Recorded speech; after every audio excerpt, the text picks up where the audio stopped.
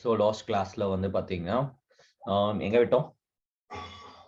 Article 21 complete பண்ணியிருந்தேன். சரிங்களா? 21, 22 complete பண்ணியிருந்தோம். இது ப்ரிவென்டிவ் டிடென்ஷன் லா எழுதிட்டோமா? இது வரைக்கும் பார்த்தேன்னு நினைக்கிறேன். ஆர்டிகல் 22 எழுதிட்டீங்களா? ஆர்டிகல் 22 எழுதிட்டீங்களா? இல்ல. சரி, ஆர்டிகல் 22 எழுதிக்கோங்க. இன்னைக்கு இதை நம்ம ஆர்டிகல் 22 பார்க்கலாம். ஸோ அதுல இருக்கிற காப்பி பண்ணிக்கோங்க அப்படியே. So what is the difference between punitive detention and preventive detention? அதாவது தண்டனை காவல் மற்றும் தடுப்பு காவல் அப்படின்னு சொல்லிட்டு ரெண்டு இருக்கு. இது ரெண்டுத்துக்கும் டிஃபரன்ஸ் நீங்க பாத்தீங்க அப்படின்னா, இப்போ ஒருத்தர் குற்றம் செஞ்சுட்டாரு, சரியா? அதனால அவருக்கு தண்டனை வழங்கப்படுகிறது. தண்டனை வழங்கினதுக்கு பிறகு வந்து சிறையில இருக்கிறாரு. புரியுதா நான் சொல்றது? இது வந்து punitive detention. இன்னொருத்தர் வந்து பாத்தீங்கன்னா குற்றம் செய்யல, ஆனா அவன் குற்றம் செஞ்சிருவான் அப்படின்னு சொல்லிட்டு இப்ப வந்து பாத்தீங்கன்னா பிரைம் மினிஸ்டர் போட்டு தள்ளுறதுக்காக ஒரு கூட்டம் இருக்கு. ஓகேவா? சோ அவங்களுக்கு பிரைம் மினிஸ்டர்னு ஆகாது. சோ வர்றதுக்காக வெயிட் பண்ணிருக்காங்க. ஆல்ரெடி வந்துட்டு ட்ரை பண்ணிருக்காங்க போல, அல்லது அதை பத்தி ஏதாவது இன்ஃபர்மேஷன்ஸ் ஏதோ கிடைச்சிருக்கு. சரி, எங்க இவனுங்க குற்றம் இனி செஞ்சிருவானுங்களோ அப்படின்னு நினைச்சிட்டு என்ன பண்றாங்க, அவரு நம்ம ஊருக்கு வரும்போது இந்த ஆளுங்களை புடிச்சு ஜெயில போடுறாங்க பாத்தீங்களா? சோ அதுதான் வந்து preventive detention, preventing from commit a crime in future. சரிங்களா? சோ கடகடன்னு எழுதிக்கோங்க. இங்க நிறைய விஷயங்கள் நம்ம பேசலாம். Commit a crime in future.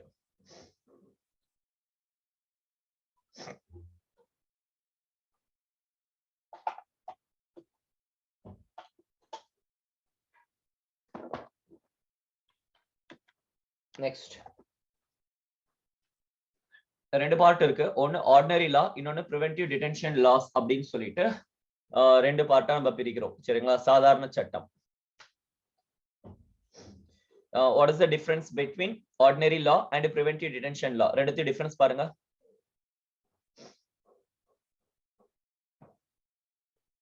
ஏன் கைது பண்றோம், எதுக்கு கைது பண்றோம், என்ன பண்ண அப்படின்னு சொல்லிட்டு அவனுக்கு இன்ஃபார்ம் பண்ணிட்டு அதுக்கப்புறமா வந்து பாத்தீங்கன்னா இப்போ ஒண்ணு இல்லைங்க, ஒருத்தருக்கு வந்து பிரிவென்டிவ் டிடென்ஷன் இருக்கு. யாரையும் வந்து எதுக்காக கைது பண்றோம்னு தெரியாமலே கைதெல்லாம் பண்ண முடியாது. சரிங்களா? இந்த மாதிரி போன் பண்ணி சொல்லணும், எபா நீ வீட்டுல இரு, நாங்க இப்போ 10 மணிக்கு நாங்க வந்து உன்னை கைது பண்ண போறோம், நீ இந்த குற்றம் செஞ்ச அப்படின்னு சொல்லிட்டு என்ன பண்ண போறாங்க, போன் பண்ணி இன்ஃபார்ம் பண்ணிட்டு அதுக்கப்புறம் வீட்டுக்கு வருவாங்க. அப்படியா? நம்ம டிவில பாத்துருக்கோமே. டிவில எப்படி இருக்கு ஏங்க? டிவில எல்லாம் பாத்துருக்கோமே, கைதி வந்து பாத்தீங்கன்னு தெரியாது, போலீஸ்காரங்க திடீர்னு போய் அவங்க வீட்டுக்கு முன்னாடி நிப்பாங்க. அப்புறமா போயிட்டு யூ ஆர் அண்டர் அரெஸ்ட் அப்படின்னு சொல்லிட்டு சொல்லுவாங்க. தெரியுமா? பாத்திருக்கீங்களா? நான் பார்த்த வரைக்கும் அப்படிதாங்க இருந்துச்சு. சரியா? சரி. சோ அப்ப கூட என்ன பண்ணும் அப்படின்னா, யூ ஆர் அண்டர் அரெஸ்ட், நீ வந்து பாத்தீங்கன்னா இந்த குற்றத்தை செஞ்ச, அதனால உன்னை கைது பண்ண போறோம் அப்படின்னு சொல்லிட்டு அதுக்கப்புறம் கைது பண்ண முடியும். சரியா? அதுக்கப்புறமா கைது பண்ணும் பொழுது அந்த ஜட்ஜ், இது ஜட்ஜ்ன்ற பாருங்க, அட்வொகேட், ஒரு லாயரை வச்சு அவரு தன்னை காப்பாற்றிக் கொள்வதற்கான வாய்ப்புகள் வழங்கப்பட வேண்டும். சரிங்களா? வாய்ப்புகள் வழங்கப்பட வேண்டும். நியூஸ்ல போடுவாங்க. டிவி பாக்குறது இல்ல சார். ஓகே, நல்லது. ஆக்சுவலி எந்த அளவுக்கு நம்ம டிவி பார்க்காம இருக்கிறோமோ அந்த அளவுக்கு நம்ம நல்லா இருப்போம். எந்த அளவுக்கு அந்த ஒண்ணு இல்லைங்க, நேத்து வந்து இங்க பெங்களூர் போயிருந்தேன்னா அப்படியே சுத்தி சுத்தி பாக்குறேன் நானு. எல்லாரும் கையில மொபைல் வச்சிருந்தாங்க, நானும் கையில மொபைல் வச்சுட்டு உட்காந்துக்கிட்டு இருந்தேன்.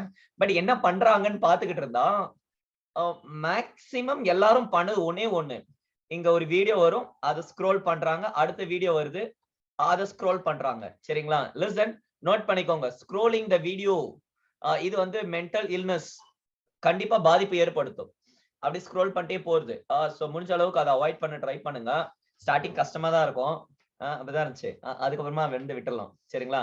நான் என்ன பண்ணேன்னா, டிக்டாக் இருக்கு இல்லையா, டிக்டாக் இது வரைக்கும் நான் யூஸ் பண்ணது கிடையாது. சரிங்களா? அக்கௌண்ட் இல்ல அதுல, அதுக்குள்ள பேன் பண்ணிட்டாங்க. இன்ஸ்டாகிராம் அந்த கரும பக்கமும் நான் போறது கிடையாது. நமக்கு அக்கௌண்ட்டும் இல்ல. அபிஷியலா ஒரு அக்கௌண்ட் வச்சிருந்தேன், அவனுங்களா பார்த்து அதை க்ளோஸ் பண்ணிட்டானுங்க. அதுக்கப்புறம் நான் அதை ரிட்ரீவ் பண்ணல, அப்படியே விட்டேன், போய் தொலை அப்படின்னு சொல்லிட்டு. சரியா? Facebook ஆதி காலத்துல காலேஜ் டைம்ல இருந்தது, அதையும் அப்போ டீஆக்டிவேட் பண்ணது. அந்த பக்கம் போறது கிடையாது. வேற என்ன கருமம் இருக்கு? வேற என்னங்க மக்களை போட்டு இழுக்குது? யூடியூப் யூஸ் பண்ணுவேன், டெய்லி யூஸ் பண்ணுவேன். ஷார்ட்ஸ் வந்து மோஸ்ட்லி அவாய்ட் பண்றேன். ரொம்ப ஷார்ட்ஸ் ஏதாவது ஸ்க்ரோல் பண்ணி பார்த்துட்டு இருக்கேன் அப்படின்னா ஆப் அன்இன்ஸ்டால் பண்றேன். அன்இன்ஸ்டால் பண்ணிட்டு 2 நாள் அமைதியா இருப்பேன். அதுக்கப்புறமா வந்து நார்மல் ஆனதுக்கு அப்புறமா யூடியூப்ல போய் பாக்குறீங்க அப்படின்னா ஒரு மெசேஜோ இல்ல ஏதாவது ஒரு டாபிக்ஸ் டீச் பண்றாங்க அப்படின்னா அதை நீங்க பாருங்க. இந்த கிளிப்ஸ் 30 செகண்ட்ஸ் 1 மினிட் வீடியோஸ் எல்லாம் பார்த்துட்டே உட்காராதீங்க. இது ஒரு மென்டல் இல்னஸ். சரியா? இது ப்ரொடக்டிவாவும் இருக்காது. அதுக்காக சொல்ல வரேன். சரிங்க, வருவோங்க. கண்டிப்பா மனநலம் பாதிக்கப்படும், குடும்பத்துல பிரச்சனைகள் ஏற்படுத்தும். நெகட்டிவ் வைப்ஸ் அதெல்லாமே நெகட்டிவ் வைப்ஸ் டிப்ரெஷனுக்குள்ள கொண்டு வரும். ஏன்னா ட்ரை பண்ணி பாருங்க. அதுல பார்த்துட்டே இருக்கவங்களுக்கு டிப்ரெஷன் வரும். ட்விட்டர்லாம் அது எனக்கு பிடிக்கலீங்க. அது சரி, நம்ம இங்க வரும். ஆர்டினரி லா, பிரிவென்டிவ் டிடென்ஷன் லா. சோ இந்த டிவில எல்லாம் காட்டியிருப்பாங்க இந்த அரெஸ்ட் பண்ணி ஜெயில போடுற இமேஜ் எல்லாமே. சரியா? சோ இவங்களை என்ன ப்ராசஸ் நடக்கும் அப்படின்னு சொல்லி பாத்தீங்கன்னா, டேய் உன்னை இந்த காரணத்துக்காக நான் கைது பண்ணிருக்கேன் அப்படின்னு சொல்லிட்டு ஃபர்ஸ்ட் இன்ஃபார்ம் பண்ணிட்டு அதுக்கப்புறம் அவனை அரெஸ்ட் பண்ணும். அடுத்து அவன் தன்னை தற்காத்து கொள்வதற்கு அந்த லாயர் வக்கீல் வண்டுமுருகன் வர்ற வரைக்கும் அவங்களுக்கு அலோ பண்றாங்க. இப்ப அவர் வந்து இதுல இருந்தாலும் சரி. சோ அந்த டிஃபெண்ட் பண்ணிக்கிறதுக்கான அந்த லீகல் ப்ரொசீஜர். சோ அந்த பிராக்டிஷனர் இருக்கார் இல்லையா, பிராக்டிஷனர் ஸ்பெல்லிங் ராங். சரி, சோ லாயர், அட்வொகேட், சோ அவரை கூப்பிட்டு வச்சு தன்னை டிஃபெண்ட் பண்ணிக்கிறதுக்கு அவருக்கு வாய்ப்புகள் வழங்கப்பட வேண்டும். அடுத்து மேஜிஸ்ட்ரேட்டுக்கு முன்னாடி 24 மணி நேரத்துக்குள்ள கொண்டு போய் நிறுத்தணும். ஃபர்ஸ்ட் என்ன பண்ணாங்க, அரெஸ்ட் பண்ணாங்க. அரெஸ்ட் பண்ணும்போது என்ன சொன்னாங்க, டேய் உன்னை இந்த காரணத்துக்காக நான் அரெஸ்ட் பண்றேன்டா அப்படின்னு சொல்லிட்டு அந்த ரீசன்ஸ் சொல்லிட்டு அதுக்கப்புறம் அரெஸ்ட் பண்ணோம். அதுக்கப்புறமா தன்னுடைய என்கிட்ட பேசாதீங்க, நீங்க அட்வொகேட் வருவாங்க, அவர்கிட்ட நீங்க பேசிக்கோங்க அப்படின்றாங்க பாத்தீங்களா. சோ தட் மீன்ஸ் அட்வொகேட் கிட்ட கன்சல்ட் பண்றதுக்கு, தன்னை டிஃபெண்ட் பண்ணிக்கிறதுக்கு, தன்னை தற்காத்துக் கொள்வதற்கான உரிமைகள் வழங்கப்பட வேண்டும். அடுத்து மூணாவது 24 மணி நேரத்துக்குள்ள வந்து பாத்தீங்கன்னா ஒரு ஜட்ஜு கிட்ட கொண்டு போய் நிப்பாட்டணும். சரிங்களா? கோர்ட் லீவ் என்ன பண்றது, 24 மணி நேரம்னு சொல்லி இதுல கொடுத்துருக்கு. 24 ஹார்ஸ் இருக்கு. கோர்ட் லீவ் என்ன பண்றது, பக்கத்துல ஜட்ஜ் ஏதாவது தூங்கிட்டு இருப்பாரு பாத்தீங்களா, டைரக்டா விடு கார ஜட்ஜ் வீட்லயே கொண்டு போய் விடு ஜீப்ப. சரிங்களா? காலிங் பெல்ல தட்டு, அவர் வருவார் இல்லையா, அப்ப நிறுத்திடலாம். சரிங்களா? யாரா அது அப்படின்னு சொல்லிட்டு வந்து வெளியே எட்டி பாப்பாரா. சோ அப்ப வந்து பாத்தீங்கன்னா, ஐயா இந்த மாதிரி இந்த கிரிமினல் வந்து இந்த குற்றம் செஞ்சான், அதனால இவனை அரெஸ்ட் பண்ணோம். சரியா? சோ 24 ஹார்ஸ்க்குள்ள வந்து இது பண்ணும். சோ எவ்வளவு சேஃப் கார்ட்ஸ் இருக்கு பாருங்க. நெக்ஸ்ட் வந்து பாத்தீங்கன்னா, சப்போஸ் மேஜிஸ்ட்ரேட் வந்து பாத்தீங்கன்னு வச்சுக்கோங்களேன், ஓகே இவன் குற்றவாளி தான், இவன் தப்பு பண்ணிருக்கான் அப்படின்னு சொல்லிட்டு அலோ பண்ணிட்டாரு அப்படின்னா டிடென்ஷன்ல இருப்பாரு. சரிங்களா? இல்ல அவர் எதுவுமே சொல்லல அல்லது வந்து ஜட்ஜ பார்க்க முடியல அப்படின்னா அவரை 24 ஹவர்ஸ்க்கு அப்புறமா ரிலீஸ் பண்ணி அனுப்பிடணும். அடுத்து these safeguards are not applicable to enemy aliens. Okay, so இது உங்களுக்கு தெரியும் enemy aliens. இப்போ வந்து பாத்தீங்கன்னா இந்த பாகிஸ்தான்ல இருந்து ஒரு பொண்ணு இந்தியாவுக்குள்ள வந்தா, இந்தியாவுல அந்த பப்ஜி லவ் பாத்தீங்களா, நியூஸ்ல வச்சு ஓடிக்கிட்டு இருந்தானுங்க. டேய் இது ஒரு நியூஸாடா. இத வந்து அவங்களுக்கு என்னன்னா இந்தியா பாகிஸ்தான் வந்துருச்சு, அந்த பாகிஸ்தான் வந்துச்சுன்னா நியூஸ் பிரபலப்படுத்திடுவானுங்க. நார்த் இந்தியால ஒரு கூட்டம் இருக்குங்க, பாகிஸ்தான்னாலே அவனுக்கு வந்து அப்படியே தேசபக்தி வந்துரும் அவனுங்களுக்கு. மத்தபடி வந்து இந்தியாவுக்குள்ள காரி அங்கேயே துப்புவானுங்க, ட்ரெயின்ல அசிங்கப்படுத்துவானுங்க, போற இடத்துல எல்லாம் கண்ட அசிங்கப்படுத்துவானுங்க, மகளிரை கேவலமா பயன்படுத்துவானுங்க, பெண்களை வந்து பயங்கரமா எந்த அளவுக்கு கேவலமா ட்ரீட் பண்ணுமோ அந்த அளவுக்கு கேவலமா ட்ரீட் பண்ணுவானுங்க. பட் பாகிஸ்தான் சொன்னா மட்டும் வந்து பாத்தீங்கன்னா அப்படியே தேசபக்தி பொத்திக்கிட்டு வந்துரும். இவனுங்க எல்லாம் வந்து அட்ராக்ட் பண்றானுங்களாம். அந்த நியூஸ் அந்த என்னன்னு சொல்லி பாத்துக்கோங்க. பார்டர் விட்டு பார்டர் லவ். சரிங்க, எனிமி ஏலியன்ஸ்க்கு எல்லாம் பொருந்தாது இந்த சேஃப் கார்டு. சரியா? நெக்ஸ்ட் போலாம். preventive detention. Detention can't be exceeded 3 months unless an advisory board reports sufficient cause for extended detention. சரிங்களா? சோ தடுப்பு காவல் தடை சட்டம், இவன் இந்த குற்றத்தை செஞ்சிருவான் அப்படின்னு சொல்லிட்டு எடுத்துட்டு போய் அரெஸ்ட் பண்ணி ஜெயில வச்சிருக்காங்க. 3 மாசம் மேல போக கூடாது அன்லஸ் அதுக்கப்புறமாவும் இவங்க குற்றங்கள் செய்வாங்க அப்படின்னு சொல்லிட்டு தெரியாத வரையில். சரிங்களா? தெரியும் வரையில். grounds of detention should be communicated to the detainee. சரிங்களா? சோ அந்த கைது செய்யப்பட்டிருக்காங்க இல்லையா, அவங்களுக்கு நீ ஏன் வந்து கைது செய்யப்பட்ட அப்படின்ற காரணத்தையும் சொல்லணும்.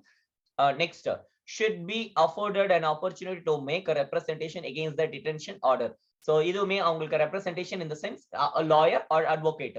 சரியா? அவர்கள் மூலமாக பாதுகாப்பு வழங்குவது, தன்னை தற்காத்துக் கொள்வதற்கு. சரிங்களா?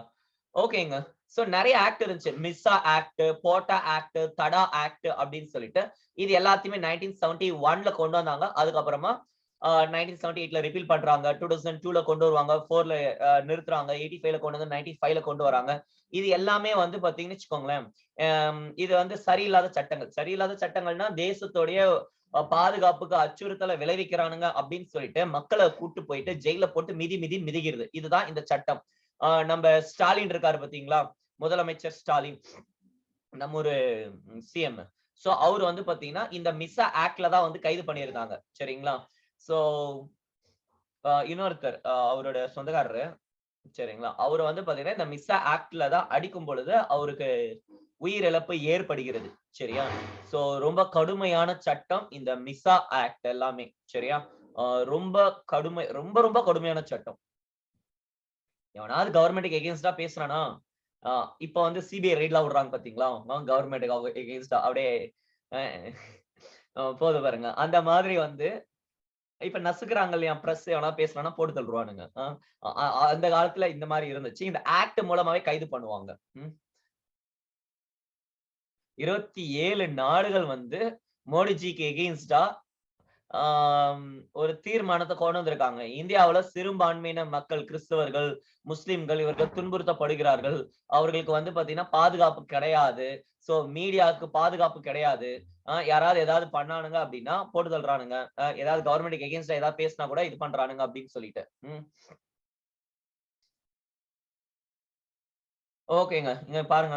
இந்த மிஸ்ஸா, போட்டா எல்லாம் பயங்கரமான சட்டங்கள். இந்திரா காந்தி அம்மா அந்த டைம்லலாம் வந்து சஞ்சய் காந்திலாம் ஒரு ஸ்டெப் மேல போயி இந்த மிஸ்ஸா ஆக்ட்லாம் பயன்படுத்தி அரெஸ்ட் பண்ணுவாங்க. இந்த ஹெலிகாப்டர் தண்டனை என்ன பண்ணுவாங்கன்னு பாத்தீங்கன்னா, இது நான் உங்களுக்கு போஸ்ட் இந்தியா இண்டிபெண்டன்ஸ் எடுக்கும்போது நான் சொல்றேன். ஒரு கட்டில், ஓகேவா? சோ கட்டில்ல இந்த படுப்பாங்க பாத்தீங்களா, இந்த வுட்டன் கட்டில் அந்த மாதிரிலாம் வரும் பாத்தீங்களா, அந்த மாதிரி வந்து என்ன பண்ணுவாங்கன்னு வச்சுக்கோங்களேன், இந்த பக்கம் 4 பக்கம் கையையும் கை இந்த பக்கம், கால் இந்த பக்கம், இந்த மாதிரி வந்து ஏதோ ஒரு செட்டப் வந்து போலீஸ்காரங்க பண்ணியிருப்பாங்க. பண்ணிட்டு இத வந்துட்டு என்ன பண்ணுவாங்கன்னா, அத கட்டி ஃபேன்ல தொங்க விட்டுருவாங்க. இது சுத்தும். ஃபேன் உடைஞ்சிராது. ஃபேன் உடைஞ்சிராது. சரியா? பட் இந்த தண்டனைய பண்ணியிருக்காங்க. அது எந்த மாரி இருந்துச்சுன்னு தெரியல. பட் மேல கட்டி விட்டு இந்த சுத்த விடுறது, இந்த மாரிலாம் வந்து பண்ணியிருக்காங்க. மொளகா பொடி தண்டனை. மிளகாய் பொடி தண்டனை. அதுக்கப்புறமா இன்னும் கொடுமையான தண்டனைகள். இந்த பிலிக்ஸ் அண்ட் ஜெயராஜ் இவங்களுக்கு ஒரு சில தண்டனைகளை வந்து பண்ணாங்க பாத்தீங்களா? நியூஸ்ல பார்த்திருப்பீங்க. சோ அந்த அளவுக்கு வந்து கொடுமையான தண்டனைகள் இங்குமே கொடுக்கப்பட்டிருக்கு. நானு என்கிட்ட ஒரு புக் இருக்கு. ரத்த வெள்ளம் இல்ல, குருதி பிரளயம் அப்படின்னு சொல்லிட்டு. குருதி ரத்தம்னு அர்த்தம், பிரளயம் அப்படின்னா வந்து வெள்ளம்னு அர்த்தம், ரத்த வெள்ளம்னு அர்த்தம். சரியா? சோ அதுல வந்து பாத்தீங்கன்னா ஒரு பார்ட் எது, இந்த மிசா ஆக்ட பத்தி அங்க அனுபவிச்ச கொடுமைகளை பத்தி பேசியிருப்பாங்க. சரிங்களா? இந்த டைம்ல எமர்ஜென்சி டைம்ல இவங்க பேசின கொடுமைகளை பத்தி பேசியிருப்பாங்க. சரியா? நான் போஸ்ட் இண்டிபெண்டன்ஸ்ல அந்த ஸ்டோரி சொல்றேன். அது ஒரு சிங் ஃபேமிலிக்கு நடந்த ஒரு துயரகரமான ஸ்டோரி. ஒட்டுமொத்த ஃபேமிலி சிங் நார்மலா சிங்கோட ஃபேமிலி, அந்த பஞ்சாபி இருக்காங்க இல்லையா, சீக்கியர்களோட ஃபேமிலி எப்படி இருக்கும் தெரியும், நல்லா பெரிய பெரிய ஃபேமிலியா இருக்கும். பட் அந்த அளவுக்கு இந்த ஆமா மேரேஜ் ஆக போற பொண்ணு சொன்ன அந்த ஸ்டோரி. எஸ். அந்த பொண்ணு வந்து பாத்தீங்கன்னு பைத்தியம் ஆயிடும். 3 நாள் கழிச்சு ரோட்ல இருப்பா, பைத்தியமா இருப்பாங்க. இல்ல இல்ல அது இல்ல, அது ஸ்டோரி வேற. அது வந்து நான் சொன்னது 1947 ஸ்டோரி. 1948ல நடந்துச்சுல, அது வேற ஸ்டோரி. இது வந்து வேற ஸ்டோரி. இது வந்து பாத்தீங்கன்னா காங்கிரஸ் இருக்காங்க இல்லையா, சோ இது இந்த என்ன இது 1975ல எமர்ஜென்சி போட்டாங்க பாத்தீங்களா, அந்த டைம்ல நடந்த ஸ்டோரி.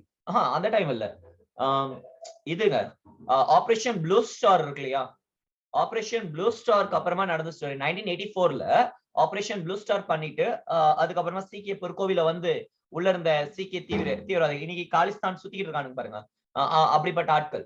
சோ அவங்க வந்து அரெஸ்ட் பண்ணதால சீக்கிய பொற்கோவிலுக்குள்ளேயே போய் ஷூ காலோட துப்பாக்கியோட உள்ள போய் அங்க இருந்து சுட்டு கொண்டதால வந்து பாத்தீங்கன்னு வச்சுக்கோங்களேன், அதுல பாதிக்கப்பட்டவங்க மக்கள் எங்க கோயிலை அசுத்தப்படுத்திட்டீங்களான்னு சொல்லிட்டு என்ன பண்ணிட்டாங்கன்னா இந்திரா காந்தியை போட்டு தள்ளுவானுங்க. சரிங்களா, அவங்களோட ஓன் பாடி கார்ட்ஸ். அதற்கப்புறமா நடந்த ஸ்டோரி தான் இது. ரொம்ப பயங்கரமா இருக்கும். கொஞ்சம் அப்படியே வந்து என்ன சொல்றது, காட்டு மிராண்டிங்களா மாறி இருப்பானுங்க. அதாவது ஏதோ ஒரு குற்றம் நடந்துச்சு அப்படின்னா ஒட்டுமொத்த கம்யூனிட்டியுமே கொல்றது வந்து அது தவறு. சீக்கியர் 2 பேர் வந்து பாத்தீங்கன்னா இந்திரா காந்தி அம்மா கொன்னுட்டாங்க. அதனால என்டையர் சீக்கியர்களையும் அழிப்பது அப்படின்றது வந்து தவறு. சோ அந்த மாதிரி தான் வந்து ஒரு ஜெனோசைடு நடக்க ஆரம்பிச்சது. சரி, நம்ம அது வேணும்னா உங்களுக்கு இந்த கிளாஸ் நான் எடுக்கும்போது வேணா சொல்றேன். இப்போ காலிஸ்தான் கனடால வந்து காலிஸ்தான் இஷ்யூ போயிட்டு இருக்கு. யூகேல காலிஸ்தான் இஷ்யூ போயிட்டு இருக்கு. காலிஸ்தானிக்கும் இந்தியன்ஸ்க்கும் பிரச்சனை. அது நான் கனடா பஸ்ல எடுக்கும்போது வேணா சொல்றேன். சரி, ஓகேங்க. இது எழுதிட்டீங்களா? எழுதியாச்சா? தமிழ் மீடியம் எழுதிடுங்க. இது அவ்வளவுதாங்க. இது போட்டா மீசா ஆக்ட் தடா இல்ல போட்டு போட்டு சொல்லுவாங்க. தமிழ் மீடியம் இந்த பாயிண்ட்ஸ் எழுதிட்டீங்களா? நெக்ஸ்ட் தடுப்பு காவல் எழுதிடுங்க. அடுத்து 23 போலாம். நான் உங்களுக்கு prohibition of human trafficking and forced labour, இது வந்து உங்களுக்கு சோஷியல் இஷ்யூஸ்ல இருக்கு.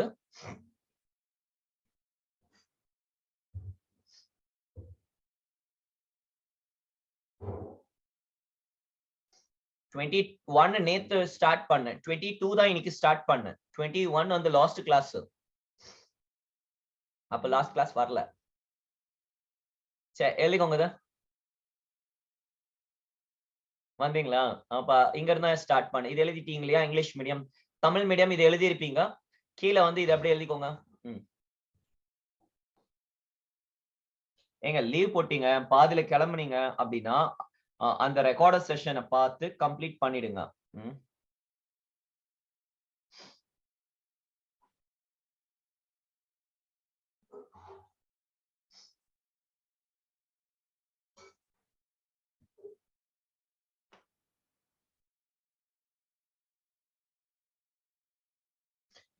ஏன் தான் டைப் ரைட்டிங் கிளாஸ் போனணும்? நானு நீங்க ஜாயின் பண்ணிட்டு வந்து சொன்னீங்க பாத்தீங்களா, நான் என்ன சொன்னேன்? வேண்டாம் அப்படின்னு சொன்னேன் நானு.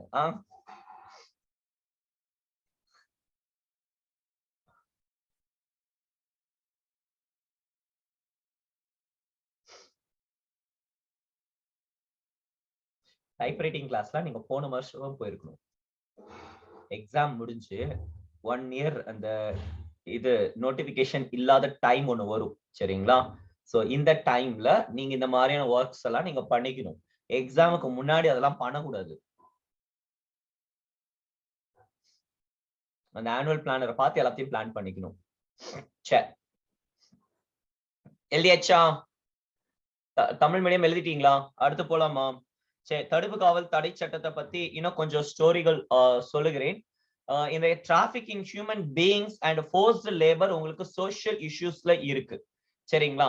சரி, நான் உங்களுக்கு ஒரு 2 வார்த்தைகள் நான் பயன்படுத்துகிறேன். ஹர்லாட் ஓர் தமிழ்ல வந்து பாத்தீங்கன்னு வச்சுக்கோங்களேன், பேசி அப்படின்னு சொல்லிட்டு சொல்றாங்க. இன்னொன்னு பரஸ்திரி அப்படின்னு சொல்லிட்டு ஒரு டேர்ம் யூஸ் பண்றாங்க. சரிங்களா? வேவர்ட் விமன், வேவர்ட் விமன் இல்ல வேற ஏதாவது டேர்ம் யூஸ் பண்ணுவாங்க. இது ரெண்டுத்துக்கும் டிஃபரன்ஸ் வேற வேற. ரெண்டுமே டிஃபரன்ஸ் வேற வேற. சரிங்களா? யாருக்காவது மீனிங் தெரியுமா? இது வேற, இது வேற, ரெண்டுமே வேற வேற. தெரிஞ்சவங்க கமெண்ட் போடுங்க.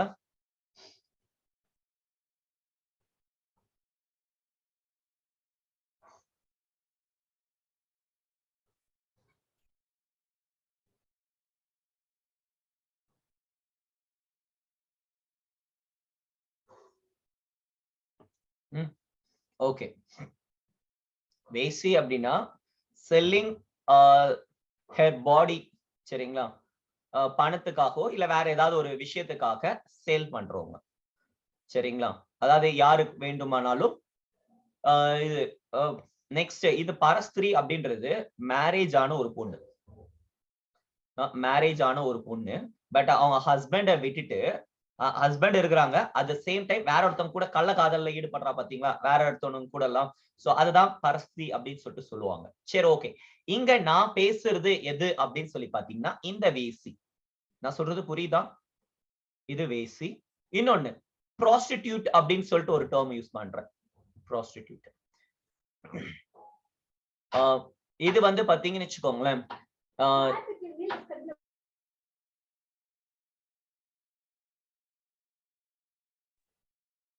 சோ இங்க ஒரு டேர்ம் யூஸ் பண்ணிருக்கேன் சரிங்களா.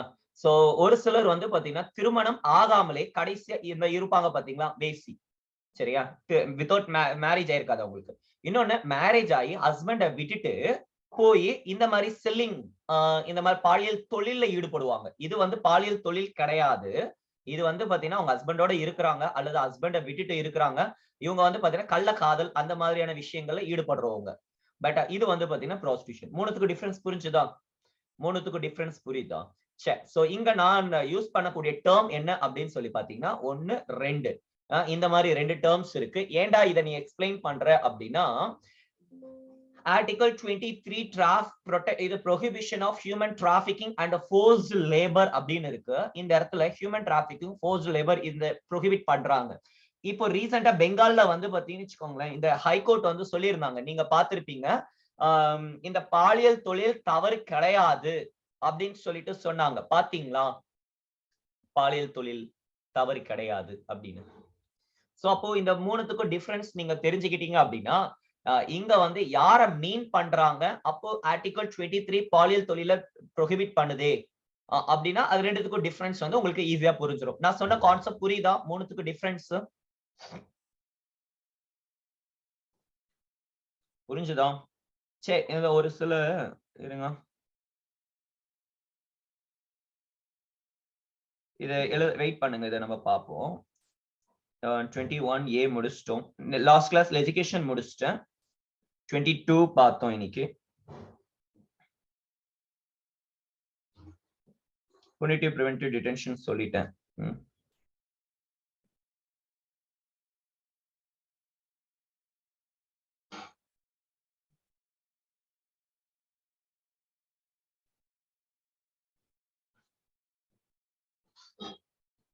ஓகே, வேற எந்த பாயிண்ட்ஸும் இல்ல. Again say please. வேசி வேற, ப்ராஸ்டிடியூட் வேற. ஆமா, விபச்சாரி அப்படின்னு அர்த்தம்.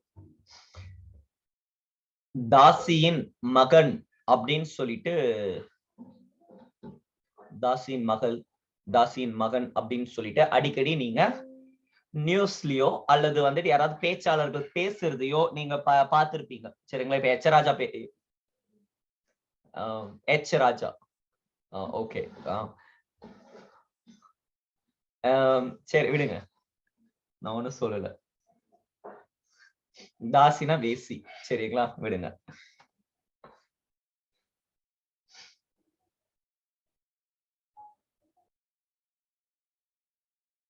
சோ இங்க ஆர்டிகல் 23 வருவோம். இங்க prohibition of human trafficking and forced labour அப்படின்னு சொல்லி கொடுத்திருக்காங்க.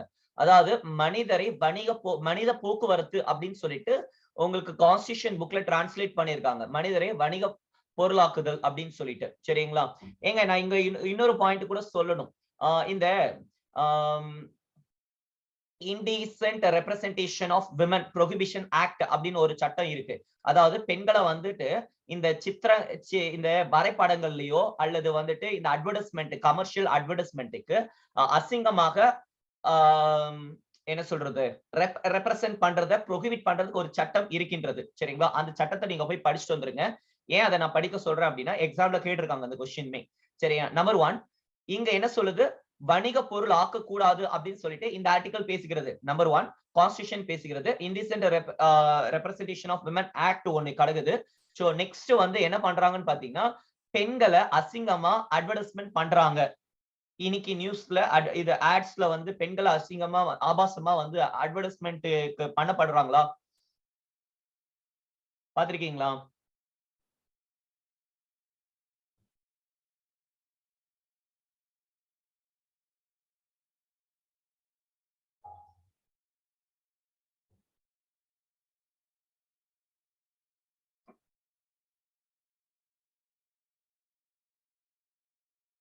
Indecent Representation of Women Prohibition Act 1986 ரீசெண்டா 2012 அதுல அமெண்ட்மெண்ட் பண்ணிருக்காங்க. அமெண்ட்மெண்ட் பில் கொண்டு வந்தாங்க.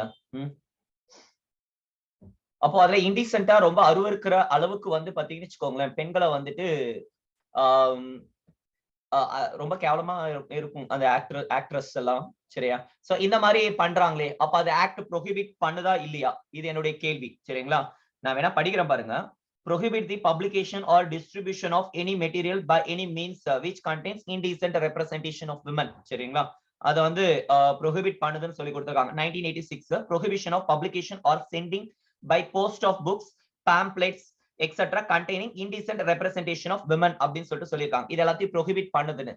பட் நம்ம நியூஸ்ல பார்க்க முடிகிறது ஒரு சில என்ன சொல்றது இமேஜஸ் அல்லது வந்து பாத்தீங்கன்னா கம்பெனி அந்த ஆட் இதெல்லாம் ரொம்ப அசிங்கமா வந்து இது பண்றாங்க. ஏன் இந்த சட்டமும் அதை ப்ரொஹிபிட் பண்ண மாட்டேங்கிறது? கான்ஸ்டிடியூஷன்ல இதுக்கான ப்ரொவிஷன்ஸும் இருக்கு. இது ஏன் ப்ரொஹிபிட் பண்ண மாட்டேங்குது? இதை நீங்க கூகுள்ல சர்ச் பண்ணிட்டு வாங்க. சோ நெக்ஸ்ட் கிளாஸ்ல எனக்கு சொல்லுங்க. சரிங்களா? நம்ம அந்த இன்டிசென்ட் ரெப்ரசன்டேஷன் டாபிக் வரும்போது பார்க்கலாம். சரி, இது எழுதிக்கோங்க. இந்த மூணுத்தை எழுதிக்கோங்க. எத்தனை பேர் கொத்தடிமை முறை தெரியும்? கொத்தடிமை முறை ஜெனரேஷனல் பாவர்ட்டி அப்படின்னு சொல்லிட்டு ஒரு டாபிக் எக்ஸாம்ல கேட்டிருக்காங்க. Generational poverty. சோ பாவர்ட்டி வந்து பாத்தீங்கன்னு வச்சுக்கோங்களேன், transfer from one generations to another one generation. அதாவது தாத்தங்கார என்ன பண்ணிட்டான் அப்படின்னா ஊதாரியா வாழ்ந்து சொத்தெல்லாம் அழிச்சு என்ன பண்ணிட்டான், கடனை வாங்கி குடிச்சு கெட்டு போய் செத்து போயிட்டான். இப்போ இந்த தாத்தா இருக்கான் இல்லையா, இந்த தாத்தாவோடைய கடனை வந்து பாத்தீங்கன்னா அவனுடைய பையன் இந்த ஆள் அப்பனா பெத்ததுக்கு இது அப்பனா இருந்தது காரணமா இந்த ஆள் என்ன பண்றாரு, ஒட்டுமொத்த கடனை வாழ்க்கை ஃபுல்லா வந்து வேலை செஞ்சு கடனை அடைகிறாரு. கடன் அடையல. நெக்ஸ்ட் அந்த கடன் வந்து பாத்தீங்கன்னு வச்சுக்கோங்களேன், நெக்ஸ்ட் ஜெனரேஷனுக்கு அவன் பேர பிள்ளைக்கு வருகிறது. இவனோட பேர பிள்ளைக்கு தாத்தா வாங்கின கடனை பேர கட்டிக்கிட்டு இருக்கான். சரிங்களா? சோ காலங்காலமா இது போது பாத்தீங்களா? நான் சொல்றது புரியுதா? So this is called generational poverty. இங்க வந்து பாத்தீங்கன்னு வச்சுக்கோங்களேன், இன்ஹெரிட்டன்ஸ் ஆஃப் டெப்ட் அப்படின்னு சொல்லிட்டு நம்ம பார்க்கிறோம். அதாவது கடன் என்பது தலைமுறையாக தொடர்கிறது அப்படின்னு சொல்லிட்டு. சரியா? இது உங்களுக்கு புரிஞ்சிருக்கும்னு நினைக்கிறேன். சரியா? சோ இப்ப என்ன பண்றாங்க அப்படின்னா பெகார் அப்படின்னு சொல்லிட்டு ஒரு முறை இருக்கு. அது என்ன பெகார் முறை அப்படின்னா, இவன் வந்து இவங்க அப்பா இவங்க தாத்தங்காரன் வாங்கின கடனை வந்து அடைக்கணும். அதனால அவங்க பிள்ளைய வந்து என்ன பண்ணிட்டாங்க, கட்டாயமா கொண்டு போய் வேலைக்கு வாங்குறாங்க. சரிங்களா? பரதேசி படம் பார்த்திருக்கீங்களா? பரதேசி படம் பார்த்திருக்கீங்களா?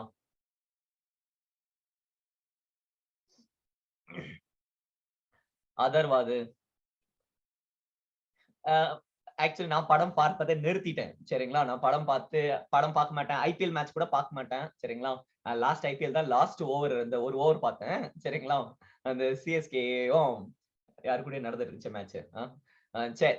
சோ ஒரு ஆகுது ஒரு 6-7 இயர்ஸ் மேல ஆகுது சினிமா பாக்குறத நிறுத்தி. சரி, அதுக்கு முன்னாடி பயங்கரமா காலைல இருந்து 7 மணில இருந்து நைட்டு ஒரு 2 மணி வரைக்கும் பார்ப்பேன். அடிக்ட். சரி. So God help me to overcome this. சரி, இங்க பார்க்கலாம். இந்த இந்த அதர்வாத் இந்த பரதேசி மூவில வந்து காட்டியிருப்பாங்க. இந்த கட்டாயமா வேலை பண்ற ஆட்கள் இந்த டீ எஸ்டேட், காஃபி எஸ்டேட்டுக்கு என்ன பண்ணுவாங்க அப்படின்னா, இந்தியாவுல இருந்து இப்ப சிலோனுக்கு வந்து பாத்தீங்கன்னா ஆட்கள் வந்து போவாங்க. அல்லது இப்ப தமிழ்நாட்டுல இருந்து இந்த மூணார், ஊட்டி இந்த மாதிரியான பிளேஸ்க்கு வந்து கூட்டு போவாங்க. அல்லது ஆப்பிரிக்கா இந்த மாதிரியான கண்ட்ரீஸ்ல இருந்து வெளிநாட்டுக்கு கூட்டு போறாங்க பாத்தீங்களா? சோ இந்த மாதிரியான பகுதிகளுக்கு வந்து ஆஸ்திரேலியாக்கு இந்த மாதிரி ஃபாரின் பிளேஸ்க்கு வந்து கூட்டிட்டு போவாங்க. அங்க வந்து என்ன பண்ணுவாங்கன்னா அவங்களை அடிமையா வச்சுப்பாங்க. என்ன சொல்லி கூட்டு போனா, அங்க போய் வேலை வாங்கி தரோம் ஃபாரின்ல, அங்க நீங்க நல்லா இருப்பீங்க அப்படின்னு சொல்லிதான் வந்து கூட்டு போனானுங்க. பட் அங்க போனதுக்கு அப்புறமா என்ன பண்ணுவானுங்கன்னா அடிமைப்படுத்தி வச்சிருப்பானுங்க. அவங்களுக்கு லீவ் இருக்காது, கட்டாயம் வேலை செஞ்சுதான் ஆகணும், வெளியே போக முடியாது, சாப்பிடுற மட்டும் தான் கொடுக்கப்படும், ஊதியம் இருக்காது, எல்லாத்தையும் அவங்க ஏமாத்திடுவாங்க. இப்படிப்பட்ட ஃபோர்ஸ்டு லேபர் இருக்கு. கொத்தடிமை முறை. கொத்தடிமை முறை வந்து இன்னைக்கும் வந்து பாத்தீங்கன்னு வச்சுக்கோங்களேன், தமிழ்நாட்டுல இந்த நார்த் இந்தியன்ஸ கொத்தடிமையா வச்சிருக்காங்க அப்படின்னு சொல்லி ஜார்க்கண்டை சார்ந்த ஒரு மினிஸ்டர் வந்து தமிழ்நாடு கவர்மெண்ட் கிட்ட வந்து பேசி அதுக்கப்புறமா அவங்கள ரிலீஸ் பண்ண அந்த போலீஸ்காரங்க போய் அதை என்கொயரி பண்ணதெல்லாம் நீங்க பாத்திருப்பீங்க. இன்ஃபேக்ட் வந்து பாத்தீங்கன்னா எங்க ஒசூர்ல வந்து பாத்தீங்கன்னு வச்சுக்கோங்களேன் கொத்தடிமைகளா இருக்கிறாங்க. சரிங்களா? வெளியில இருக்கிறவங்களுக்கு தெரியாது, எனக்கு தெரியும். எனக்கு எப்படி தெரியும் அப்படின்னா, நான் நிறைய கம்பெனிஸ்ல ஒர்க் பண்ணிருக்கிறேன். சரிங்களா? சோ அதனால வந்து நமக்கும் தெரியும். இந்த கான்ட்ராக்ட் லேபர்ஸ் அப்படின்னு சொல்லிட்டு சொல்லுவாங்க அவங்க. நார்த் இந்தியன்ஸ் இவங்களுக்கு சேலரி ரொம்ப கம்மி, சேலரி வழங்கப்படும் ரொம்ப கம்மி.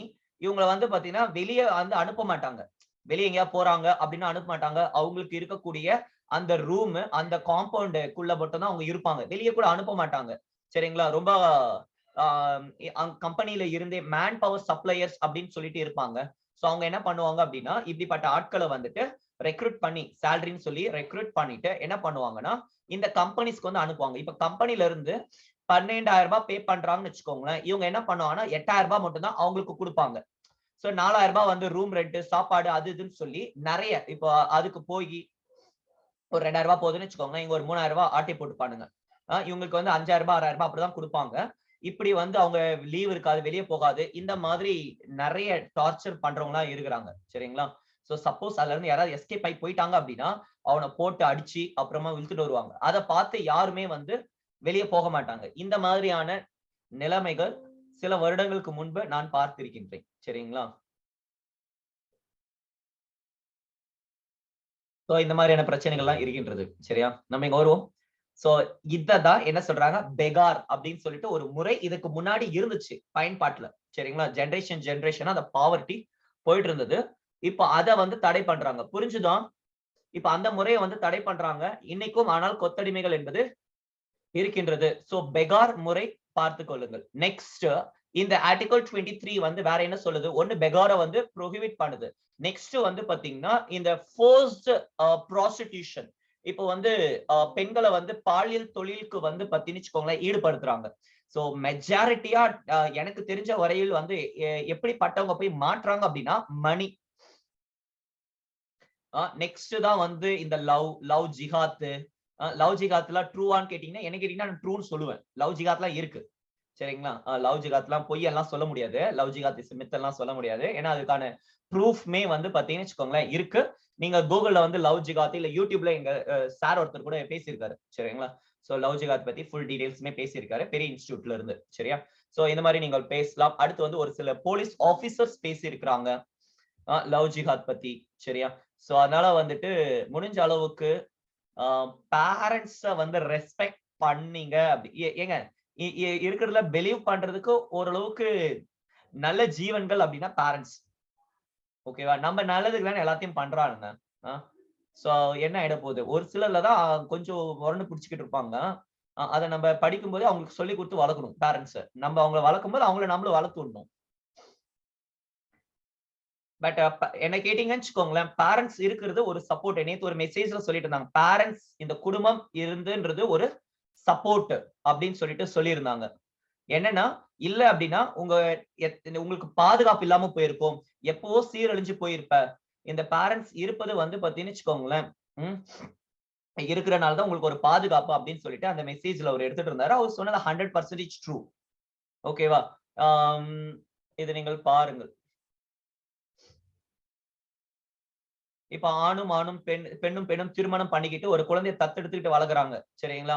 இப்போ அப்பாவோட பாசம் ஒரு மாதிரி இருக்கும், அம்மாவோட பாசம் ஒரு மாதிரி இருக்கும். இப்ப ரெண்டுமே ஆண் அப்படின்னா இந்த இவங்க கிட்ட வளரக்கூடிய குழந்தை எந்த மனநிலையில இருக்கும்? புரியுதா நான் சொல்றது? ரெண்டுமே பெண் அப்படின்னா இது ரெண்டு பெண்ணு, இது ரெண்டுமே ஆணு. ரெண்டுமே இப்படின்னா இவங்களுக்குள்ள வளரக்கூடிய இந்த குழந்தை எப்படி மைண்ட் செட்ல இருக்கும்? சோ அதனால வந்து இது குடும்பமே கிடையாது. என்னை பொறுத்த வரைக்கும் இது குடும்பமே கிடையாது. குடும்பம் என்பது ஒரு ஆண் ஒரு பெண் 2 பேருக்கு பிறக்கக்கூடியதுதான், அதுதான் குடும்பம். இதை தத்தெடுத்துக்கிட்டு வளர்க்கறது இதெல்லாம் வந்து குடும்பம் கிடையாது. இது வந்து மனநலம் பாதிப்பு ஏற்படுத்தும். சரிங்க, இது நீங்க பாருங்க. முடிச்சாச்சா?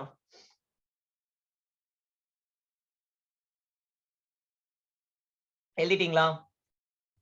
ஆர்டிகல் 23ல கொத்தடிமை ஒப்பந்தம் ஒழிப்பு பெகார் அப்படின்னு சொல்லிட்டு சொல்லுகிறது. அடுத்து வந்து பாத்தீங்கன்னு தேவதாசி முறை இப்படிப்பட்ட விஷயங்கள்லாம் இருக்கு பாத்தீங்களா? அத ஃபோர்ஸ்டு லேபர், அந்த ஃபோர்ஸ்டு ப்ராஸ்டிடியூஷன் இது எல்லாத்தையும் ப்ரோஹிபிட் பண்ணுது. இப்போ ஒரு பொண்ணு சொல்றா, என்னை யாரும் ஃபோர்ஸ் பண்ணல, எனக்கு காசு வேணும் அதனால நான் பண்றேன் அப்படின்னு சொல்றா. இப்ப அந்த பொண்ணை வந்து இந்த கேட்டகரிக்குள்ள கொண்டு வருவீங்களா? ஒரு பொண்ணு என்ன சொல்றா, என்ன யாருமே கம்பல் பண்ணல, எனக்கு பிடிச்சிருக்கு, எனக்கு வந்து ஒருத்தன் கூட இருக்கு எனக்கு பிடிக்கல, பல பேர் எனக்கு வேணும், அதனால வந்து நான் பல பேரோட சுத்திக்கிட்டு இருக்கேன், அதை கேட்க நீ யார் அப்படின்னு சொல்லி கேக்குறாங்க. இப்ப இந்த பொண்ணு வந்து இந்த 23 கீழ வராளா? வராது. அந்த பொண்ணு இல்ல, அந்த இடத்துல பையனும் இல்ல. பசங்களும் இருக்காங்க தெரியுமா? பசங்களும் இந்த மாதிரி பெரியார் வந்து சொல்லுவாருங்க. அதாவது இழிவுபடுத்துவதற்கு பெண்கள் மட்டும்தான் இருக்கு பேரு. ஒரு குடும்பத்தை இழிவுபடுத்தினா அந்த பெண்களை இழிவுபடுத்தினால் அந்த குடும்பம் இழிவுபட்டதாக கருதப்படுகிறது. அதனாலதான் எல்லா கெட்ட வார்த்தையுமே பெண்களை மையப்படுத்தி இருக்கும். ஆண்களை மையப்படுத்தி கெட்ட வார்த்தை இருக்காது. தெரியுமா? விபச்சாரி. சாரின்னு தான் இருக்கு. விபச்சாரன் இல்ல. அதனால இப்ப அவரு என்ன சொன்னாருன்னா, சாரன் அப்படின்னு சொல்லிட்டு வைங்கடா அப்படின்றாரு. ஜெயகாந்தன் அவரு ஒரு கவிதை எழுதுறாரு. என்ன எழுதுறாருன்னு பாத்தீங்கன்னு வச்சுக்கோங்களேன். ஓர் ஊரில் ஒரு வேசி இருந்தால். வேசி இருந்தால். நிறுத்திட்டு பல கயவர்களால் ஒரு பெண் வேசி ஆனாங்கன்னு சொல்லிட்டு எழுதுங்கடா அப்படின்னு சொல்லிட்டு அந்த கோட் பண்ணிருப்பாரு. பல கயவர்களால் ஒரு பெண் வேசி ஆனாள் அப்படின்னு சொல்லிட்டு நிறைய உள்ளர்த்தங்கள் கொண்ட அந்த ஒரு சென்டென்ஸ் அது. கூகுள்ல இருக்கும். ஃப்ரீ டைம்ல என்ன பாக்குறதுனா பாருங்க. எக்ஸாம்ல கேட்க மாட்டாங்க. சரி எழுதிக்கோங்க இதை முடிச்சோம். State can impose law to abolish the human trafficking. Example devadasi முறை தடை சட்டம். இன்னைக்கும் தேவதாசி முறை நாட்டில் இருக்கின்றது.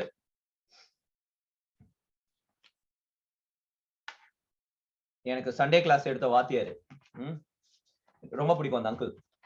அவர் வந்து பாத்தீங்கன்னா பெல்காம்ல அது சம் இன்டீரியர் வில்லேஜ் அங்க வந்து இந்த தேவதாசி முறை மக்கள் மத்தியில அவங்களும் அவங்க மனைவி அவங்க பசங்களை அவங்க குழந்தைங்க 2 பேர் இருக்காங்க. அவங்க 2 பேர் இங்கே அவங்க பாட்டி கிட்ட இங்கே விட்டுட்டு அவங்க 2 பேர் அங்க இருக்காங்க.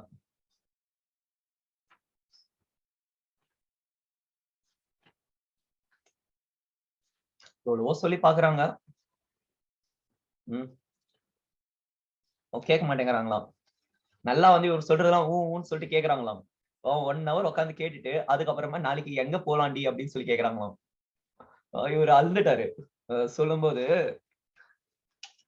சரி ஓகேங்க நம்ம வருவோம். நெக்ஸ்ட் எழுதிட்டீங்களா? நான் அவ்வளவு சொல்லியுமே அது உங்க உள்ள போலியே. அப்பா அம்மா தெரியாத பேரு அம்மா தெரியும், அப்பா பேர் தெரியாத குழந்தைங்க ஏகப்பட்ட குழந்தைங்க. ஓகேக்கா.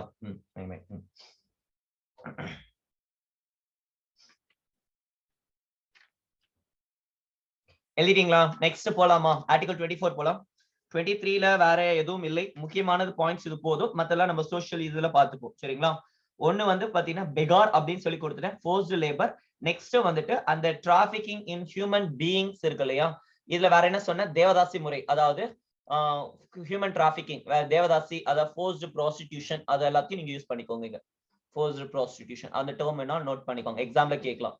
What is trafficking in human being and forced labor அப்படின்னா என்னன்னு சொல்லி கேட்டிருக்காங்க. ஒன்னு பெகார், bonded labor, forced prostitution, devadasi. Devadasi நான் சொல்றது அப்படியே எழுதிட்டே வாங்க. ஒன்னு கட்டாயப்படுத்தி பாலியல் தொழிலில் உள்ளாக்குதல். Next devadasi. Listen, trafficking in human trafficking அப்படின்னா என்ன? மனித போக்குவரத்து என்றால் என்ன அப்படின்னா அதுல யாரெல்லாம் மென்ஷன் பண்ணிருக்காங்க? ஒன்னு forced prostitution, ஒன்னு வந்து தேவதாசி. நான் நீட் ஃபர்ஸ்ட்ல இருந்து எழுதி போடுறேன். எழுதுங்க. Human trafficking. நம்பர் 1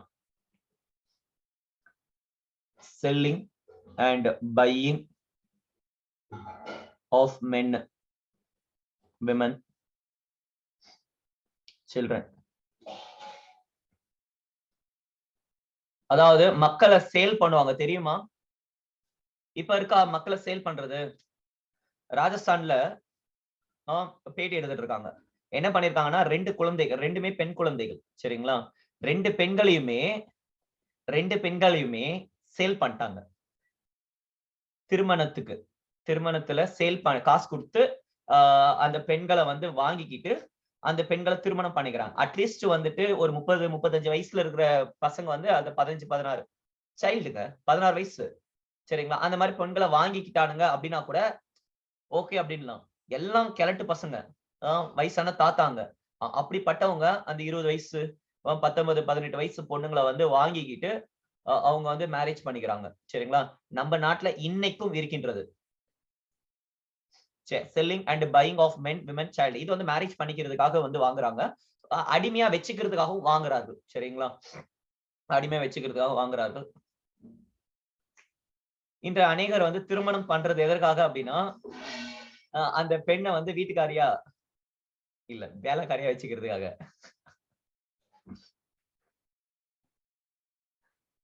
இவனுக்கு எல்லாம் எது கல்யாணம்னு எனக்கு தெரியல. ஏன்டாடி நான் தான் சொல்லுவேன். கேர்ள்ஸ்க்கு வந்துட்டு தமிழ்ல புரிஞ்சுதா? மனிதர்களை, ஆண்கள், பெண்கள், குழந்தைகளை வாங்குதல் மற்றும் விற்றல். வாங்குதல் மற்றும் விற்றல். ஹியூமன் டிராபிகிங், மனித போக்குவரத்து என்பது எழுதிக்கோங்க ஹெட்டிங்க. ஃபர்ஸ்ட் பாயிண்ட், ஆண்கள் மற்றும் பெண்கள், குழந்தைகளை வாங்குதல் மற்றும் விற்றல்.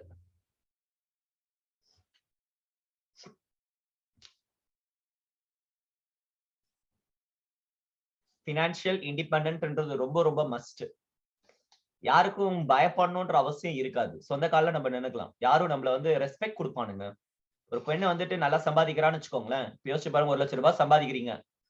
அந்த ஃபேமிலி வந்து என்ன பண்ணும்? வேணாம் வெளியே போ அப்படின்னு சொல்றோமா என்ன? 1 லேக் போயிடுமே. சோ ரெஸ்பெக்ட் பண்ணுவாங்க. டிசிஷன் மேக்கிங்கா இருக்கலாம். சோ பணம் என்பது பெரிய ரோல் பிளே பண்ணும் குடும்பத்துல. நெக்ஸ்ட் வந்து ஹஸ்பண்ட் வந்து இப்ப ப்ராப்ளம் ஆகி டிவோர்ஸ் ஆகுதுன்னு வச்சுக்கோங்களேன். உங்க சொந்த கால்ல நீங்க நின்னுக்கலாம். வீட்டுல கொடுமைப்படுத்துறாங்க அப்படின்னா டிசிஷன் எடுக்க உங்களுக்கு தெரியும். அதனாலதான் பவர்லயும் நல்ல சேலரிலயும் இருக்கணும்னு சொல்றேன். சரி, இம்மாரல் டிராபிக் இன் விமன் எழுதிக்கோங்க. And children including prostitution.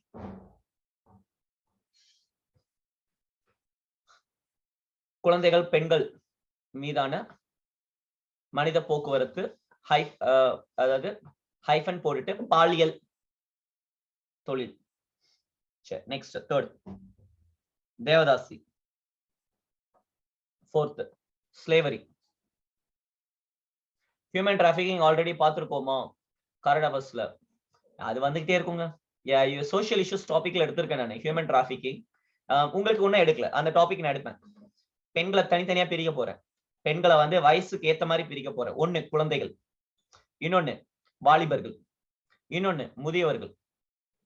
சரிங்களா? அடல்ட்ஸ். முதியவர்களுக்கு இருக்கக்கூடிய பென்ஷன், அவங்களுக்கு இருக்கக்கூடிய ப்ராப்ளம்ஸ். அதே மாதிரி குழந்தைகளுக்கு இருக்கக்கூடிய ப்ராப்ளம்ஸ், அவங்களுக்கு இருக்கக்கூடிய ஸ்கீம்ஸ் என்ன. அதே மாதிரி இந்த பெண்களுக்கு இருக்கக்கூடிய பிரச்சனைகள், அவங்களுக்கு என்ன ஸ்கீம்ஸ் இருக்கு. அதனால தனித்தனியா எடுப்பேன். சோஷியல் இஷ்யூஸ் ஃபன்னா இருக்கும். இந்த மாதிரி டாபிக்ஸ் டீச் பண்றதுக்கு ஜாலியா போயிட்டு இருக்கோம். நாட்டு நடப்புகள் எல்ஹெச்ஆ ஸ்லேவரி, அடிமைத்தனம், தேவதாசி முறை. ஓகேங்க. நெக்ஸ்ட் செகண்ட் என்ன கொடுத்திருக்கோம்? பெகார் அப்படின்னு சொல்லிட்டு டேர்ம் கொடுத்திருக்கோமா? பெகார் முறை அப்படின்னு. சோ பேகார் அப்படின்னு சொல்லிட்டு, பேகார் அப்படின்னா என்னன்னா கொத்தடிமை மாதிரியான ஊதியம் இல்லாத உழைப்பு. சரிங்களா? சோ இதுதான் வந்து பெகார் அப்படின்னு சொல்லிட்டு சொல்றாங்க. மினிமம் ரெம்யூனரேஷன் ஆக்ட் அப்படின்னு சொல்லிட்டு ஒண்ணு சொல்லியிருக்காங்க. ஒருத்தன் வந்து பாத்தீங்கன்னா இத்தனை மணி நேரம் வேலை செஞ்சான் அப்படின்னா அப்ப அவனுக்கு குறைந்தபட்சம் இந்த அளவுக்கு வாழ்வதற்கான ஒரு வாழ்வாதாரத்துக்கு ஏற்ற ஒரு தொகையை வந்து கொடுக்கணும் அப்படின்னு சொல்லிட்டு சொல்றாங்க. காலையில இருந்து ஈவினிங் வரைக்கும் மாங்க வேலை வாங்கிட்டு அவனுக்கு சேலரியே கொடுக்காம அனுப்புறதோ அல்லது வந்து கம்மியான சேலரி கொடுக்கறதோ அது தவறு. அப்ப அந்த உழைப்புக்கு ஒண்ணு இல்லைங்க. காலையில இருந்து ஈவினிங் வரைக்கும் வேலை பார்த்துட்டு 10 ரூபாய் கொடுக்குறேன். அப்போ இத 10 ரூபாய் வச்சுட்டு அவங்க என்ன பண்ணுவாங்க? சொல்றது புரியுதா? அப்ப வந்து பாத்தீங்கன்னா மார்னிங்ல இருந்து ஈவினிங் வரைக்கும் ஒர்க் பண்றானா, அப்ப வந்து பாத்தீங்கன்னு வச்சுக்கோங்களேன், ஓகே ஒரு 1000 ரூபாய் இல்ல ஒரு 500 ரூபாய் இப்ப மினிமம் கவர்மெண்ட் வந்து இதை அனௌன்ஸ் பண்ணியிருக்கோம். அந்த தொகையை வந்து பாத்தீங்கன்னு வச்சுக்கோங்களேன் அவங்களுக்கு கொடுக்குற மாதிரி இருக்கும். சோ இதுதான் மினிமம் ரெம்யூனரேஷன் ஆக்ட் அப்புறமா கொண்டு வந்தாங்க. சோ இவங்க யார் அப்படின்னா சேலரியே இல்லாம வேலை செய்யக்கூடியவர்கள். சரியா? நெக்ஸ்ட் போலாம். 12 hours duty 7000 per month.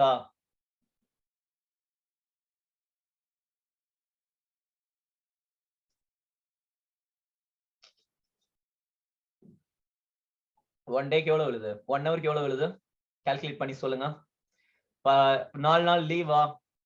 7000 divided by 25 போட்டுக்கோங்க. இது வந்து 1 டே வரும். அதை டிவைட் பை 12 போட்டு எனக்கு ஆன்சர் சொல்லுங்க. சரி அடுத்த சம் போலாம். சரி அடுத்த டாபிக் போலாம். ஆர்டிகல் 24 எழுதுங்க.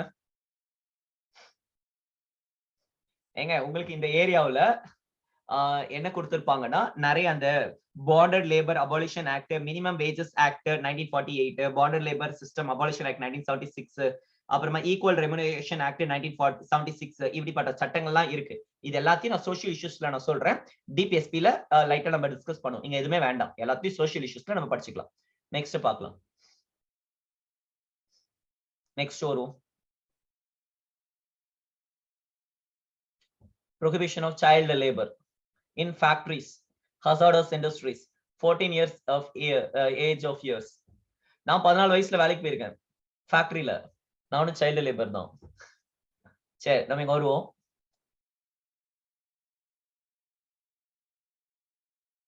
Twelve hours duty. அது ஒரு ஆட்டோமொபைல் இண்டஸ்ட்ரி, ஒரு படாத கம்பெனி. இது காலைல 7 மணிக்கு போகணும் வேலைக்கு. 6 மணிக்கு வீட்டுல இருந்து கிளம்பி 6:30 அங்க சோறு போடுவாங்க. காலைல வந்து இட்லி கொடுப்பாங்க. சாப்பிட்டுட்டு அப்புறமா 7 o'clock இது 8:30 அந்த 7 o'clock இது நடக்கும். 6:30 அப்படியே கிளம்புவாங்க. 7 o'clock போயிட்டு ஈவினிங் வந்து 7க்கு முடியும். நெக்ஸ்ட் வந்து பாத்தீங்கன்னா அந்த எங்க கான்ட்ராக்ட் டெய்லி வேஜஸ், அந்த ஆள் மட்டும் 8 o'clock வருவாங்க. எல்லாருமே 7:15 7:30 முடிச்சு அனுப்பிடுவாங்க. 8 மணிக்கு வருவார் அந்த ஆளு. சரி 8 o'clock அப்புறமா அமௌண்ட் வாங்கிட்டு அப்புறம் போவோம். சரி நம்ம வருவோம். 24 prohibition of child labor in factories and hazardous industries. 14 age of years எழுதிக்கோங்க.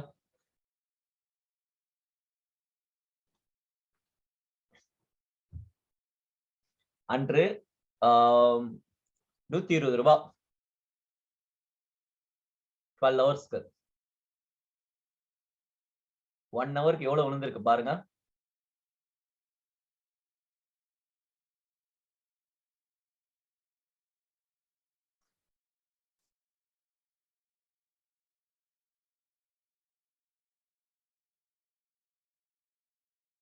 ஏங்க நான் சொல்றது கேட்டுச்சா? அப்போ வந்து பாத்தீங்கன்னா per day 120. சோ நமக்கு வந்து பாத்தீங்கன்னு வச்சுக்கோங்களேன் 12 ஹவர்ஸ் 10 rupees 1 ஹவருக்கு நம்மளுடைய ஊதியம் ஸ்கூல் டைம்ல. பட் நான் அன்னைக்கு லாஸ்ட் டைம் ஒரு லாஸ்ட் இயர் நினைக்கிறேன். சரிங்களா, என்னோட தான் சொல்றேன் நானு. 12 மணி நேரம் நின்னா 120 ரூபாய் கொடுப்பாங்க சேலரி. அது ஆக்சுவலி 14 வயசுக்கு கீழே இருக்கிறவங்கள வேலைக்கு எடுத்துக்க கூடாதுங்க. அவங்க நாட் எலிஜிபிள். அந்த ஒரு கம்பெனில மட்டும் 14 வயசுக்கு கீழே இருக்கிறவங்களையும் எடுத்துப்பாங்க. சரிங்களா, சோ அதனால வேற எங்கேயுமே வேலை இல்லை. எங்க போனாலும் 14 வயசுக்கு கீழே இருக்குன்னு சொல்லி அனுப்பிட்டுருவாங்க. சோ அதனால வந்து இந்த கம்பெனி போயிட்டு இருந்தேன். லீவ் டைம்ல போவேன். அது ஒரு கஷ்ட காலம், சோதனை காலம். நெக்ஸ்ட் அடுத்த 24 எழுதிட்டீங்களா? 16 வயசுக்கு உட்பட்ட குழந்தைகளை இது பண்ணக்கூடாதுன்னு சொல்லியிருக்காங்க. சோ சைல்டு லேபர் ஆக்ட், இங்க ஒண்ணு நிறைய ஆக்ட் இருக்கு. அது எல்லாத்தையும் நம்ம பின்னாடி நம்ம பாத்துக்கலாம். இது மட்டும் எழுதிக்கோங்க போதும். 24 போதும். நெக்ஸ்ட் 25 போலாம். இது எல்லாத்தையும் நம்ம பார்க்கலாம். இது எல்லாத்தையும் பின்னாடி பார்ப்போம். Child labour rehabilitation welfare fund, இதை keep the children in work, it is against. இதுல தேவையில்லை விடுங்க, பாயிண்ட் கூட தேவையில்லை. இது சோஷியல் இஷ்யூஸ்ல நம்ம டிஸ்கஸ் பண்ணலாம். அடுத்து போலாம். ஆர்டிகல் 25 வாங்க.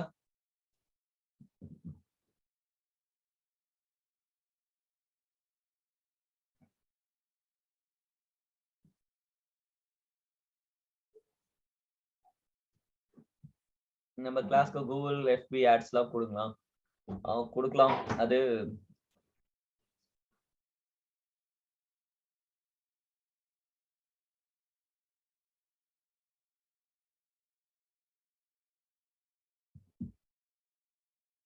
அது பண்ணும்.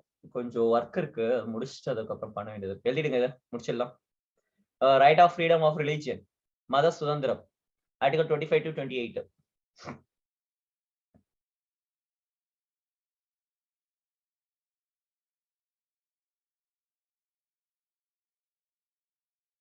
Last year per hour 4,500.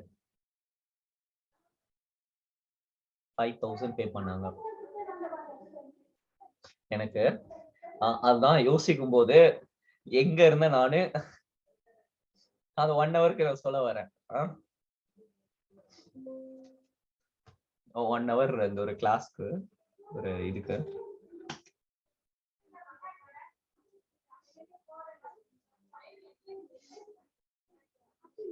So God அப்படியே நடத்திட்டு வந்த அந்த பாத்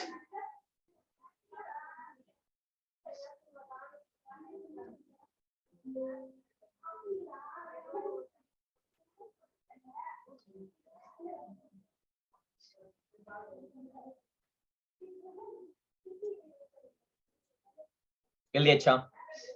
இந்தியாவில் வாழும்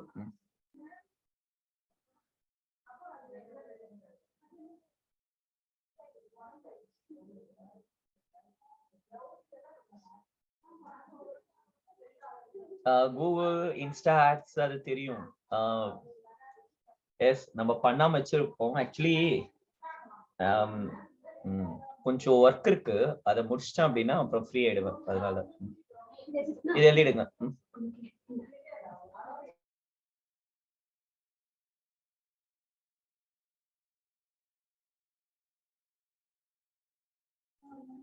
எழுதிட்டீங்களா?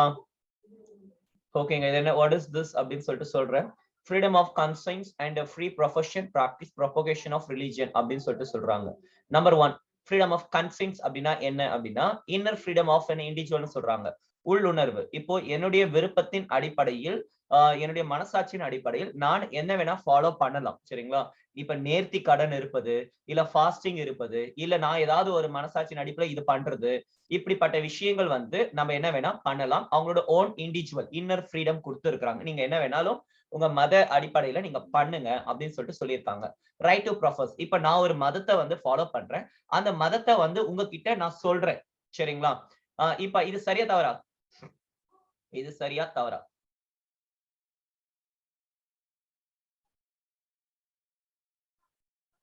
Right to propagate. எனக்கு அதற்கான உரிமைகள் உண்டு, அதை தடை பண்ணல. சரிங்களா?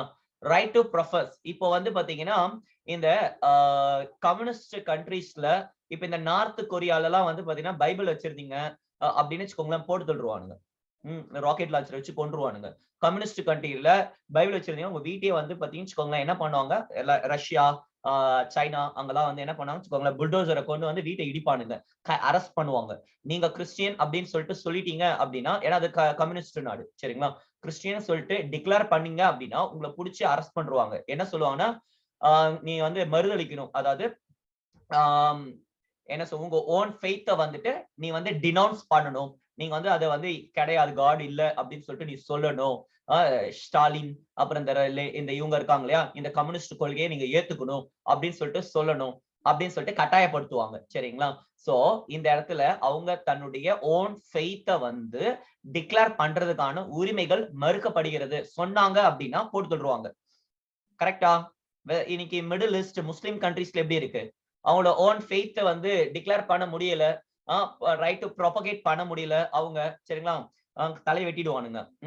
சோ கன்சைன்ஸ் அவங்கனால அவங்க ஃப்ரீடமா அந்த இது பண்ண முடியல. வெஸ்டர்ன் கண்ட்ரீஸ்ல எல்லாம் அந்த ரிலீஜியஸ் ஃப்ரீடம் இருக்கும்.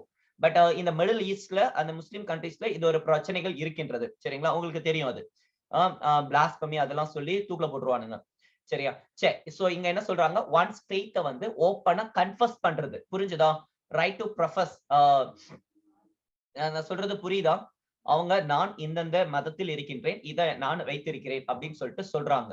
Next practice. அதை வந்து ஃபாலோ பண்ணுங்க. நீங்க எந்த மதத்தை வேண்டுமானாலும் நீங்க ஃபாலோ பண்ணிக்கோங்க. ரிச்சுவல்ஸ், செரிமனிஸ் எல்லாத்தையும் நீங்க ஃபாலோ பண்ணிக்கோங்க அப்படின்னு சொல்லிட்டு சொல்றாங்க.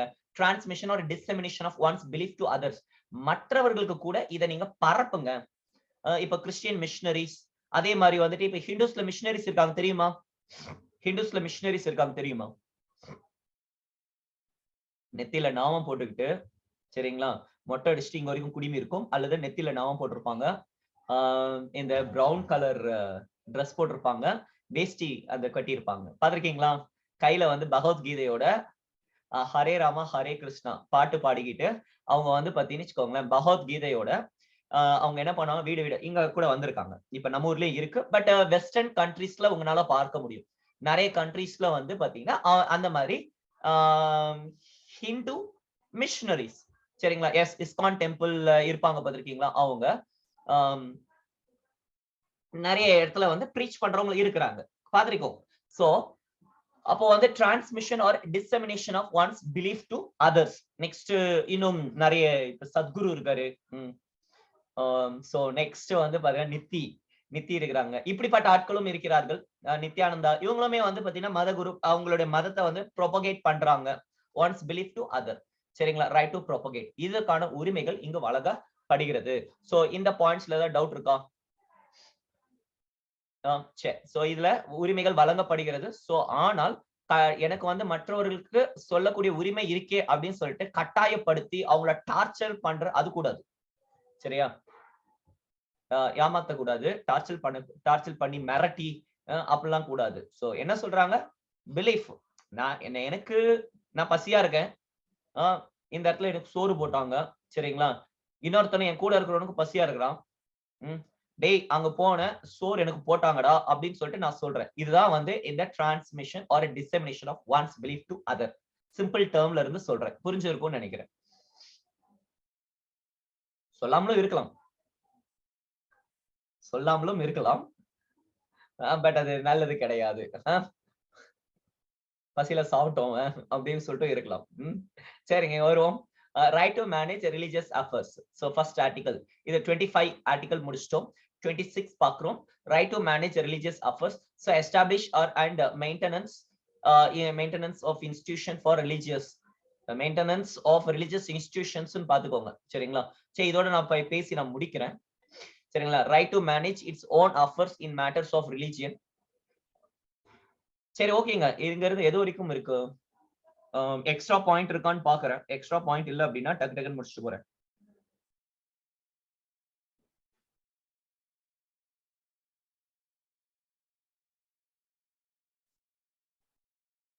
அவ்வளவு ஒண்ணும் இல்லைங்க. லிசன், இதுல வந்து சப்ஜெக்ட் டு பப்ளிக் மொராலிட்டி அப்படின்னு சொல்லிட்டு ஒரு டேர்ம் கொடுத்திருப்பாங்க பாருங்க. இங்க வந்து ஃபோர்சிபிள் கன்வர்ஷன் கிடையாது. இதுல வந்து ப்ரோஹிபிட் பண்ணுது. ஃபோர்சிபிள் கன்வர்ஷன் கிடையாது இதுல. சரிங்களா? கட்டாயப்படுத்தி மிரட்டி அது கிடையாது. அது ப்ரோஹிபிட் பண்ணிக்கிறது. நெக்ஸ்ட் வந்து பாத்தீங்கன்னு வச்சுக்கோங்களேன், பப்ளிக் ஆர்டர் இருக்கு. இப்போ கோவிலுக்குள்ள கோவிட் டைம்ல அலோ பண்ணல. கோவில், டெம்பிள், மாஸ்க் எல்லாத்தையும் என்ன பண்ணிட்டாங்க? ஷட் டவுன் பண்ணிட்டாங்க, க்ளோஸ் பண்ணிட்டாங்க. கரெக்டா? என்ன சொன்னாங்க? கோவில் எல்லாத்தையும் வந்து போக கூடாதுன்னு சொன்னாங்க. அப்படி இங்க ஆர்டிகல் 25 கீழ எனக்கு ஃப்ரீடம் கொடுத்திருக்காங்க. நான் ஃபெய்த் பிலீவ் பண்ணுவேன், வர்ஷிப் பண்ணுவேன், ரிச்சுவல்ஸ் பண்ணுவேன், பெர்ஃபார்மிங் பண்றதுக்கு நீங்க எப்பறா என்ன வந்து அலோ பண்ண போறீங்க அப்படின்னு சொல்லிட்டு ஏதாவது சண்டை போட்டாங்களா? இல்ல. ஏன் போனாங்க அப்படின்னா கோவில் வந்து போட்டு தள்ளுறோம். கோவிலுக்குள்ள போனா கோவில் போட்டு தள்ளும், கோவிட் போட்டு தள்ளும். சரிங்களா? சோ அதனால கோவில், சர்ச், மாஸ்க் எல்லாத்தையும் சொல்றேன். சோ அதனால என்ன பண்ணாங்க? Subject to public order, health, morality, இதனால என்ன பண்ணாங்க? ரெஸ்ட்ரிக்ட் பண்ணாங்க. So there are some reasonable restriction for this. சரியா? சோ அது நீங்க புக்ல படிச்சுக்கோங்க. நெக்ஸ்ட் ஆர்டிகல் 26 இருக்கு. Right to establish and maintain institutions for religious and charitable purposes. அடுத்து வந்துட்டு manage its own affairs in matters of religion, own acquire property.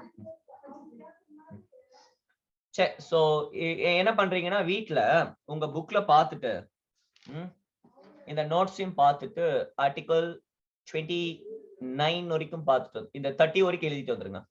நாளைக்கு இந்த ஒரு பேஜ் எழுதிட்டு வந்துருங்க. அவ்வளவுதான். இது ஒரு ஸ்கிரீன்ஷாட் புடிச்சிருங்க. ஒரு ஸ்கிரீன்ஷாட் எடுத்துக்கோங்க இது. சரிங்களா?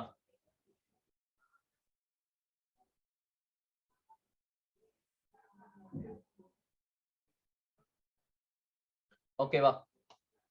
சோ இது வரைக்கும் எழுதிக்கோங்க. நாளைக்கு நான் இதுல இருந்து கண்டினியூ பண்றேன். இது லைட்டா நான் டிஸ்கஸ் பண்ணிட்டேன். சரியா? சோ செஷன் எண்ட் பண்ணலாம். சோ நாளைக்கு பார்க்கலாம். பை. தேங்க்யூ. நன்றி. வணக்கம்.